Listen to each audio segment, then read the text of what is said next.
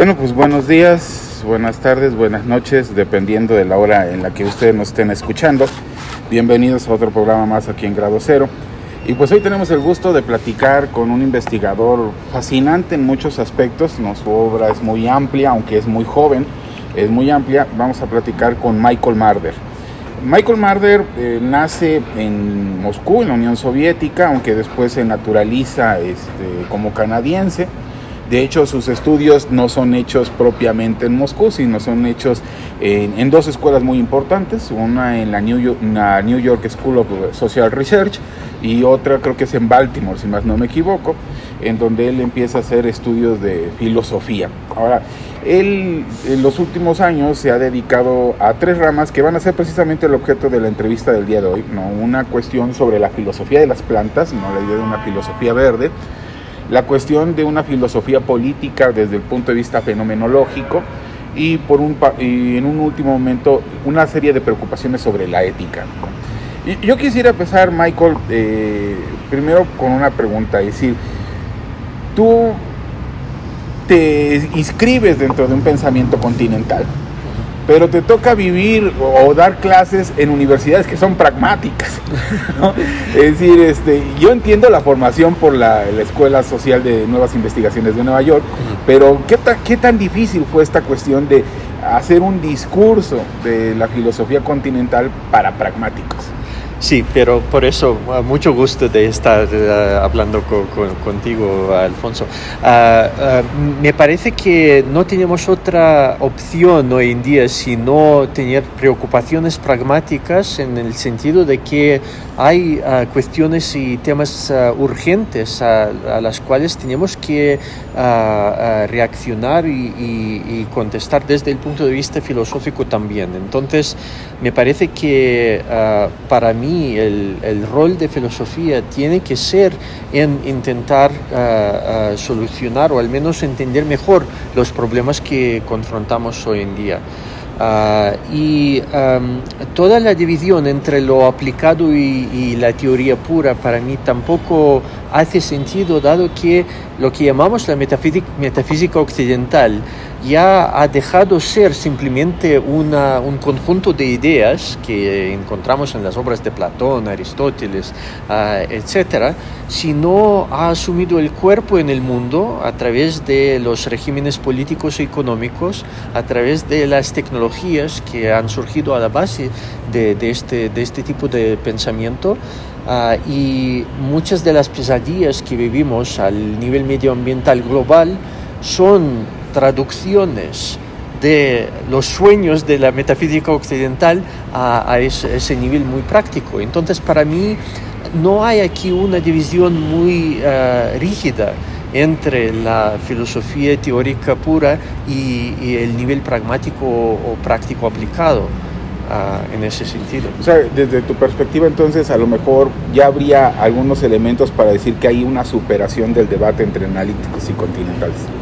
Sí, a mí me parece que sí, que los dos lados de los analíticos y continentales tienen que reconocer el mundo o la destrucción del mundo en la cual vivimos todos y todas, y intentar responder a esa situación lo mejor posible. En los últimos años ha aparecido un discurso mucho en defensa del derecho de los animales, ¿no? Peter Singer dice, son animales sintientes. Y tú apareces con un debate muy interesante en donde dices, pero también las plantas deben de ser consideradas dentro de este debate, ¿no? Las plantas también pueden llegar a ser seres sintientes, y inclusive hay mucho que filosóficamente podríamos aprender. Es decir, tú tienes dos libros, uno que el presenta Gedisa aquí, que es precisamente este herbarium sobre Chernóbil, ¿no? El Chernobyl Herbarium, que es ¿no? Y otro que es el The Philosopher's Plant, ¿no? En ese sentido, ¿cuáles son los principales argumentos que tú sostienes para plantear la existencia de una filosofía de las plantas? O sea, pensar desde el universo de las plantas. Sí, aquí mi punto de partida también es la fenomenología, porque mi formación en gran parte es una formación fenomenológica, pero no es una fenomenología tradicional, digamos, porque es una fenomenología que se base en la imaginación filosófica de la experiencia de la planta, cómo la planta tiene acceso a su mundo. Cuáles son las características de la subjetividad vegetal, la subjetividad de la planta. Y entonces, mucho a la base de los estudios científicos contemporáneos que tratan justamente el tema de la inteligencia vegetal, intento reconstruir la planta no como un objeto inerto en el mundo, sino como un sujeto con su relación al mundo, con su modo de ser bastante distinto del ser humano, pero de lo cual podemos aprender muchas cosas en relación a nuestros lugares, al entorno, al medio ambiente también. En ese sentido, esta aproximación a la filosofía de las plantas aumenta la complejidad sobre la comprensión del mundo donde vivimos, ¿no? Sí, claramente, porque justamente las plantas son los anfitriones en ese mundo. Sin ellas no podemos ni respirar, ni alimentarnos, ni hacer nada en términos de las necesidades básicas fisiológicas que tenemos. Y entonces tradicionalmente están muy instrumentalizadas, al menos en las tradiciones occidentales, pero tenemos que reconocer un encuentro de mundos, el mundo vegetal y el mundo humano, tal como lo hace la fenomenología cuando habla sobre el encuentro del mundo del yo y el mundo del otro. Entonces, la planta como lo vegetal como el otro del ser humano sería la consideración bastante central para mí, pero el otro que no simplemente está fuera, sino también en una manera no reconocible o no reconocida dentro de nosotros, dentro de nuestras psiquis y corporalidades. Yo creo que una rama del conocimiento que creo que cruza todas tus líneas de trabajo, ¿no?, es la fenomenología. Sí. Y muchos autores, muchos filósofos dirían que después de Husserl, ¿no?, la fenomenología viene en declive, desaparece. ¿Qué es lo que tú ves en ella que te hace recuperarla? Sí, bueno, para mí la fenomenología es la manera de combinar tanto la ética como la epistemología del mundo. Entonces la fenomenología nos permite orientarnos hacia el objeto de un modo donde no estamos dominando ese objeto del conocimiento, digamos, sino recibimos todas las orientaciones del propio objeto del conocimiento, que puede ser un sujeto, ¿no?, un otro sujeto, humano o no humano. Y entonces para mí es un modo más justo, más ético y más epistemológicamente apropiado para conocer el mundo alrededor de nosotros. Cuando tú me dices esta cuestión de la observación de lo ético, me haces pensar mucho en esta idea de Hannah Arendt de la vida contemplativa. Y como filósofo político, a lo mejor ahorita te voy a meter en problemas, ¿no? ¿Tú crees realmente que hoy nos queda tiempo para contemplar? ¿Para esa vida contemplativa? Sí, yo creo que cada vez más hay menos tiempo para una vida contemplativa, pero no podemos dejar de ser seres contemplativos, porque justamente hemos hablado sobre las cuestiones pragmáticas, y la pragmática en ese sentido más restrictivo, más estrecho, significa que siempre hacemos algo para un fin determinado, y hay ese tipo de la instrumentalización que no solo practicamos hacia el otro, sino hacia nosotros mismos también, siempre teniendo esos fines muy determinados. La contemplación no es simplemente una libertad vacía, ¿no?, de alguien que tiene demasiado tiempo libre en sus manos. De ser un holgazán. Sí, no es eso. Es la posibilidad, es el espacio de la posibilidad de surgir algo nuevo. de perderse y para mí la contemplación no es simplemente perderse en mi cabeza, digamos, no en los pensamientos, no, la contemplación se hace con el otro sea humano o no humano. Entonces muchas de mis contemplaciones, que después entran como observaciones más formales en mis libros sobre la filosofía vegetal, las hago en un entorno vegetal, en un bosque, en un campo. La contemplación me parece que hay que practicar con el otro. No podemos encerrarnos dentro de nosotros mismos y bueno, el pensamiento es una sinergia, una actividad que hacemos junto con los otros, con quienes estamos hablando, con quienes estamos compartiendo el espacio y el tiempo. Tú eres una persona que ha trabajado muchas cosas, no sé de dónde te encuentras tiempo para escribir, ¿no? Y una de las cosas que ahorita a lo mejor me queda claro de algo que no entendía sobre tu carrera propiamente es, tú ahorita actualmente eres profesor de la Universidad del País Vasco, ¿no? Y yo no entendía, naces en Moscú, te vas a Canadá, estudias en Estados Unidos, das clases en Estados Unidos y regresas al País Vasco, no vas hacia allá. Y eso yo creo que a lo mejor, no intuyo que gran parte de esta decisión tiene que ver por regresar a un ambiente menos hostil, menos de cosmópolis, menos de una metrópoli, y ir a un lugar donde pudieras tener contacto con el orden natural. ¿Por qué te vas a la Universidad del País Vasco? Sí, una de las razones es precisamente esta que has mencionado, pero la otra razón es que estoy trabajando en la Universidad del País Vasco, pero también en la Asociación Iker Basque, que es la Fundación para las Ciencias Vascas. Y la oportunidad que esa fundación da a los investigadores es precisamente desarrollar sus investigaciones de un modo libre, de tal modo que no hay una determinación de los temas sobre los cuales tenemos que trabajar y sin la obligación de dar clases de docencia. Entonces eso, como mi pasión es este tipo es escribir, es investigar, era la oportunidad perfecta para mí también en ese sentido. Sí. Este libro del Chernobyl Herbarium, ¿no?, que está muy bonito porque las fotos realmente están interesantes.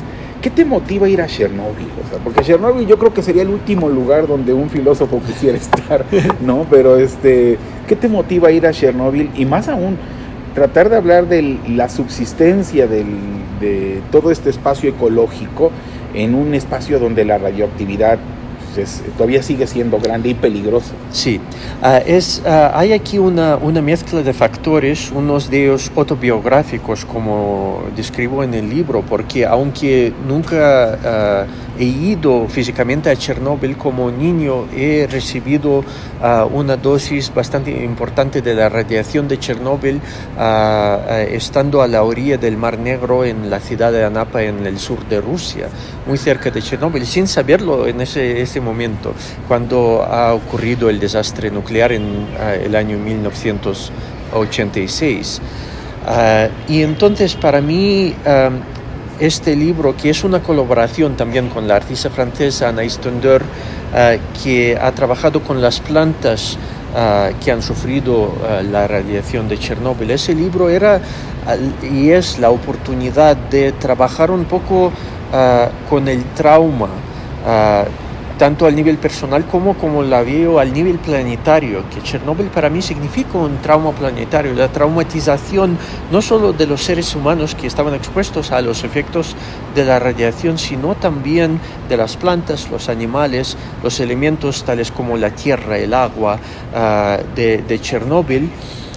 Y aunque es un lugar bastante singular, este lugar de Chernóbil para mí parece ser una especie de laboratorio para el futuro post-apocalíptico, digamos, el futuro del planeta inhabitable, hacia el cual parece que estamos caminando en ese momento a nivel global. Y sigue siendo así incluso en el año 2022 con la guerra actual entre Rusia y Ucrania, donde la zona de Chernóbil ha jugado el rol bastante importante en el inicio de la guerra, cuando Rusia ha ocupado ese sitio y ha tenido 5 semanas después ha tenido que marcharse por los efectos de la radiación que han enfermado a los soldados rusos que han quedado ahí. Entonces, para mí es una historia inacabada y inacabable por los efectos de radiación que siguen siendo en Chernóbil, y también en una miniatura, un laboratorio del desastre global medioambiental que vivimos en ese momento. 36 años y sigue siendo peligroso. Sí. Tú tienes también trabajo sobre filosofía política. Yo no quiero pasar la oportunidad de preguntarte. O sea, tú has hecho 2 trabajos muy interesantes sobre 2 pensadores que a lo mejor podrían muchos pensar como que chocan en sí, ¿no? Por un lado, has hecho trabajos sobre Derrida, ¿no? Y has hecho también trabajos sobre Carl Schmitt. Un filósofo que, si bien en Europa le están volviendo a abrir las puertas a la investigación, pues aquí te confieso que en México todavía hay personas que dicen, no, es que era nazi, no hay que leerlo, aunque pues yo insisto, que tuviera el mal gusto de ser nazi no quiere decir que fuera tonto, sí. No, era una persona muy brillante. En ese sentido, ¿por qué te atraen estos 2 pensadores?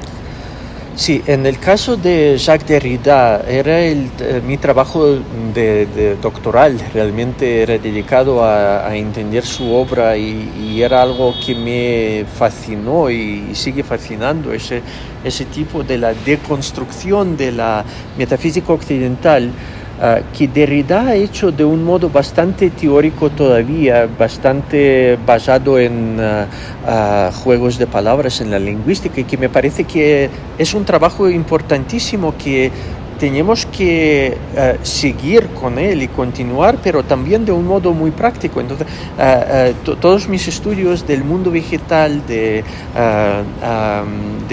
los elementos tales como el fuego, del polvo, por ejemplo, son una especie de deconstrucción del proyecto que viene de Jacques Derrida, pero ya orientado hacia el mundo mucho más concreto de la vida y de la vida-muerte al mismo tiempo. En el caso de Carl Schmitt, claro que es un pensador bastante problemático, pero me parece que en su teoría de lo político, Schmitt ha identificado algo, un principio que él llama, un elemento de lo político que transborda divisiones entre la izquierda y la derecha, y que identifica algo de lo que constituye a lo político como tal. Por eso que tenía Schmitt seguidores tanto en la extrema izquierda como en la extrema derecha, ¿no? Al mismo tiempo, porque ha tocado en algo esencial en ese sentido. Y entonces, de un modo un poco más creativo, yo he empezado también, empezando con Schmitt, he empezado a pensar sobre la política del fuego, lo que llamo la piropolítica, ¿no? Y el fuego como el elemento de riesgo, de peligro, de extrema oposición y división, para mí era y es el símbolo y la materialización del principio de lo político de Carl Schmitt, donde hay esa extrema oposición entre los grupos de amigos e enemigos que resultan en situaciones de guerra y otros conflictos menos formales también.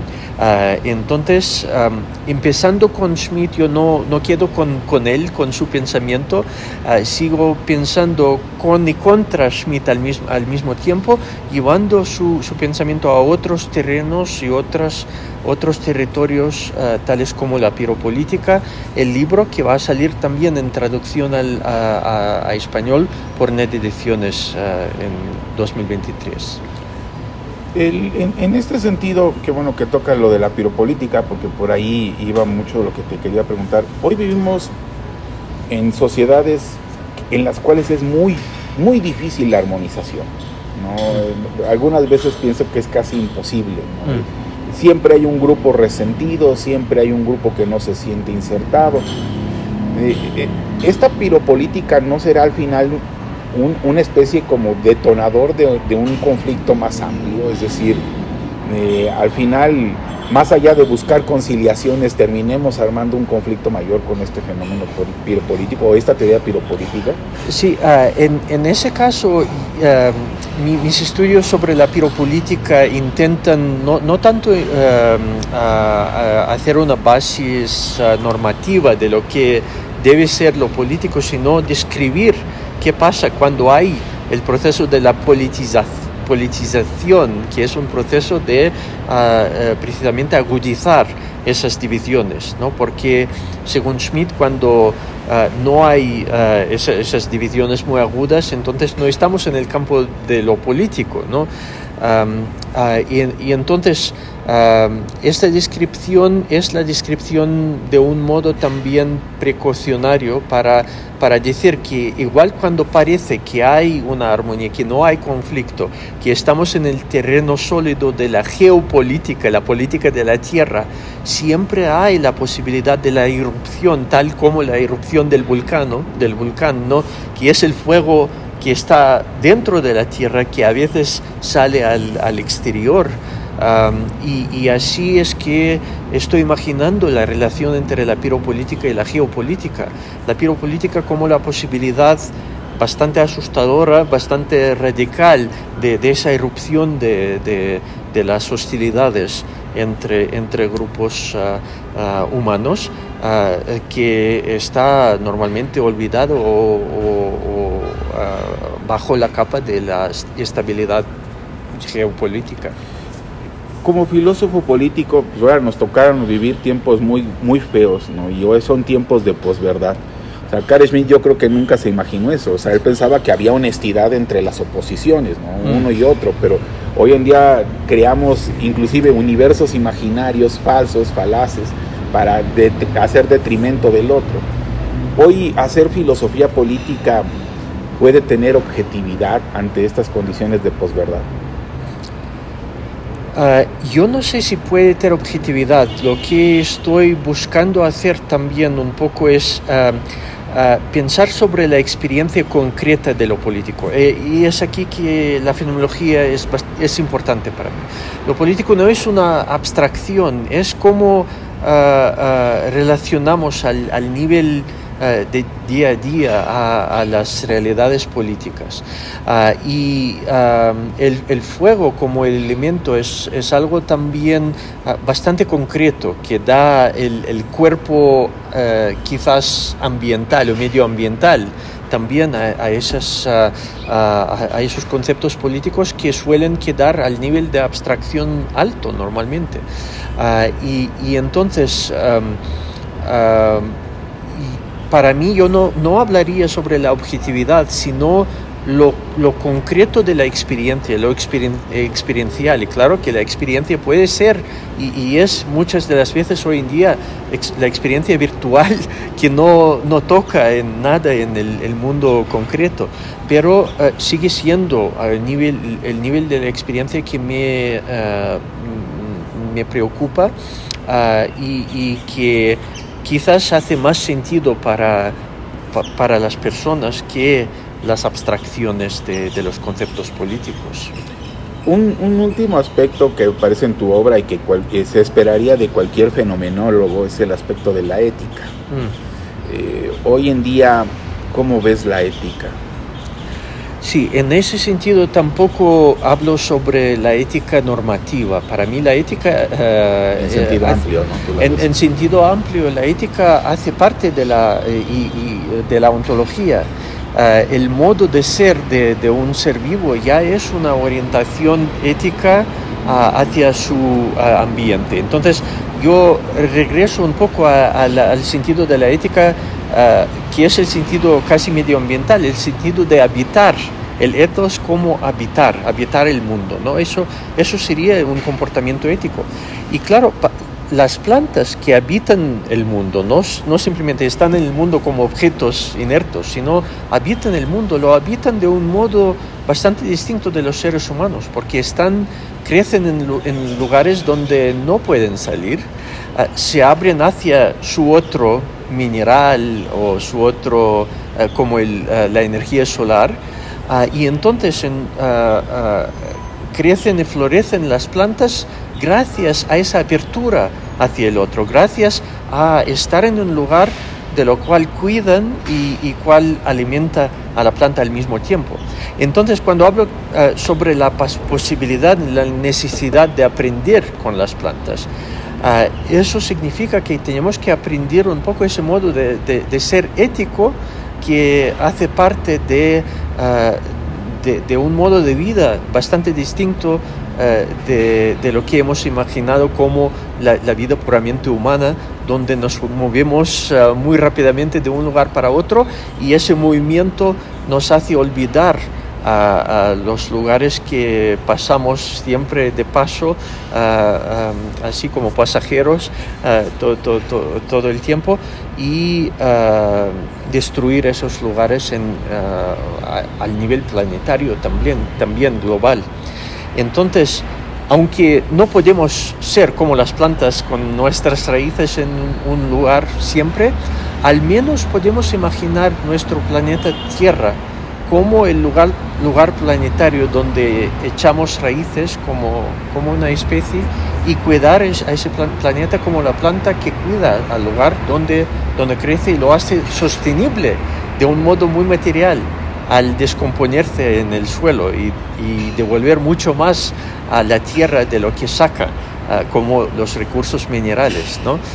Eso sería la ética muy concreta que podemos aprender del modo de habitar vegetal, al cual podemos aproximarnos en la medida posible como seres humanos.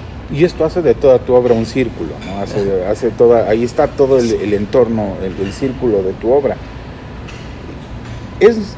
No sé, y te lo pregunto porque cuando leí tu trabajo sobre la filosofía de las plantas, sin duda alguna me parece interesante, pero ¿será que el ego de los seres humanos, ¿no?, de los órdenes sociales contemporáneos, realmente le permiten vivir como ellos? Sí, le permite adoptar esa ética, ¿no?, de dar más de lo que recibo, ¿no? O sea, hoy pareciera ser que si yo no recibo, no tengo mi retribución, pues yo no doy nada, entonces me opongo al sistema, me porto de manera resiliente, ¿no? Hago un acto de resistencia, ¿no? El populismo como una retórica del resentimiento, ¿no? ¿Crees que realmente podemos hacer este proceso o tenemos que de una u otra forma ver, primero identificar ontológicamente los daños que hemos causado y a partir de esa identificación ontológica transformar todo? Sí, a mí me parece ese también es un camino bastante válido, y en el libro sobre el vertedero filosófico trato de hacer justamente eso, identificar los daños que hemos provocado bajo la capa de lo que llamo vertedero, que es, en mi opinión, es el nombre del propio ser en el siglo XXI, el ser en sus varias dimensiones, desde la dimensión medioambiental, con toda la basura vertida en el mundo, como al nivel psíquico y físico, fisiológico, como al nivel social y político también. Entonces aquí trato de identificar el problema realmente como el vertedero y ver cómo podemos contestar a este problema. Pero lo que las plantas nos ayudan a hacer es realmente pensar y repensar nuestro lugar en este mundo, y también nuestras prácticas, tanto individuales como colectivas, al nivel de lo que es llamado la sostenibilidad, la energía, ¿no? Porque normalmente en todos los discursos sobre la energía verde o la transición energética, se habla mucho sobre los tipos o las fuentes de energía, pero no surge la duda muy básica y bastante filosófica: ¿qué es energía?, ¿no? Y cuando esa pregunta surge, ¿qué es la energía?, nos damos cuenta que las plantas tienen prácticas energéticas bastante distintas de lo que asociamos con la energía. Entonces, aquí aprender con las plantas la sostenibilidad material del lugar donde estamos, las prácticas energéticas, es el otro camino que es suplementar, diría yo, a ese camino de identificar el problema, por ejemplo, como el vertedero global, y contestar a eso. Entonces yo no veo ninguna contradicción entre los dos métodos, son complementarios y suplementan uno a otro, y además ese vertedero que crece, sigue creciendo justamente en la medida que no es vegetal, que es contravegetal, que está interrumpiendo los ciclos metabólicos planetarios, incluso al nivel planetario, al acumular esa basura que no se decompone. Y entonces por eso que mirar hacia las plantas para las soluciones hace sentido en el entorno, en la época cuando estamos sufriendo de los efectos de la ideología y tecnología anti-vegetal, justamente, que no aprende con esos ciclos de crecimiento y descomposición, por ejemplo. Como última pregunta, ¿no? Me imagino que tienes varias cosas que hacer en esta visita. Me queda claro que pues, 2 libros tuyos se han traducido ya al español. Me acabas de comentar que va a salir un tercero, aunque tienes muchos más trabajos que si luego tienen tiempo los invito a que los vean en línea porque sí son trabajos muy interesantes, ¿no? ¿Qué es lo que viene en tu obra, Michael? ¿Qué es lo que vas a hacer en este próximo año o en el próximo? ¿Estás trabajando en algún otro libro? Sí, estoy trabajando en un otro libro y aquí lo que estoy haciendo ahora es una continuación de una larga trayectoria de pensar lo que yo llamo ecologías místicas. Porque el año pasado he sacado un estudio de la mística del cristianismo, una monja del siglo XII de Alemania, Santa Hildegarda von Bingen. Y ahorita está teniendo mucho auge, sí. He visto biografías y he visto trabajos, sí. No sé qué es lo que esté pasando, pero sí. Están volteando a verla mucho. Sí, y justamente intentando imaginar qué tipo de ecología podía surgir a través de esa teología alternativa al cristianismo dominante de Santo Tomás de Aquino, por ejemplo.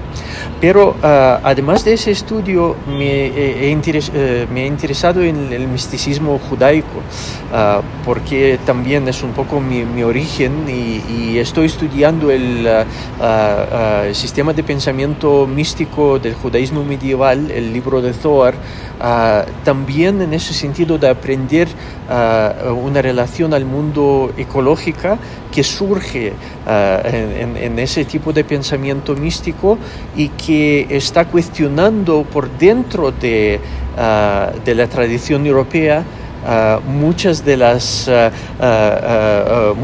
tesis de la filosofía y teología europea. Entonces estoy buscando aquí el otro que está dentro del pensamiento metafísico occidental, que está casi olvidado, pero que tenemos que también reanimar y aprender con esos tipos de pensamiento que pueden crear alianzas importantes con filosofía no occidental y modos de pensar que no vienen de Europa. Aquí tenemos el otro reprimido dentro de Europa que hay que estudiar para poderlo comprender. Sí. Pues bueno, Michael, ha sido un gran placer platicar contigo. Repito, para los que nos están viendo, este es uno de sus libros que publicó Gedisa o Inet, que es el de Chernobyl Herbarium.